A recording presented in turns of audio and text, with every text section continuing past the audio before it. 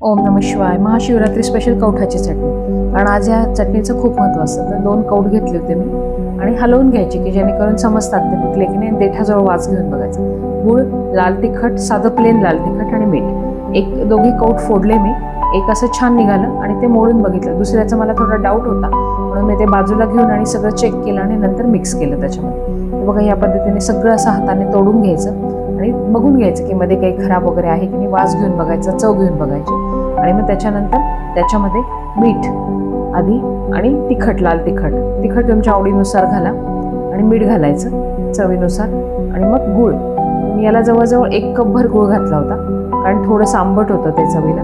आणि हाताने छान असं एकसारखं मोडून मोडून मिक्स करायचं. चमच्याने नाही करायचं, हातानेच मिक्स करायचं. त्याच्याने त्याला पाणी पण सुटतं आणि कवठामध्ये ते छान मिक्स पण होतं आणि जेवढं छान मिक्स होईल तेवढी ती छान चटणी वाटली जाते. तर या पद्धतीने सगळं मिक्स करून घेतलं आणि मग त्याच्यानंतर त्याच्यावर झाकण ठेवून द्यायचं 1 तासभर. आपल्याला जर ती लगेचच करायची असेल तर होत नाही ती. त्याला 1 तासभर तरी झाकून ठेवावं लागतं. झाकून ठेवलं की अधनंमधनं हलवत राहायची म्हणजे त्याला जे खालीवर केल्याने पाणी सुटतं. तर बघा ह्या पद्धतीने 1 तासभरानंतर त्याला त्याची ही अशी कन्सिस्टन्सी तयार झाली. तर मिक्सरचं भांडं घेतलं मी आणि मग त्याच्यामध्ये ते टाकून घ्यायचं सगळं.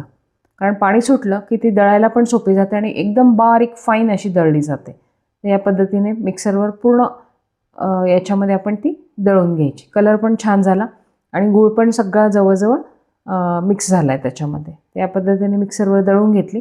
बघा या पद्धतीने आता असा रंग दिसतोय, पण एक अर्ध्या तासानंतर कलरही बदलतो आणि त्याचा जो पातळपणा आहे तो पण घट्ट होतो. कारण याच्यामध्ये लोहाचं प्रमाण खूप असतं आणि जेली फॉर्मेशनचं कवठामध्ये गुणतत्व असतं.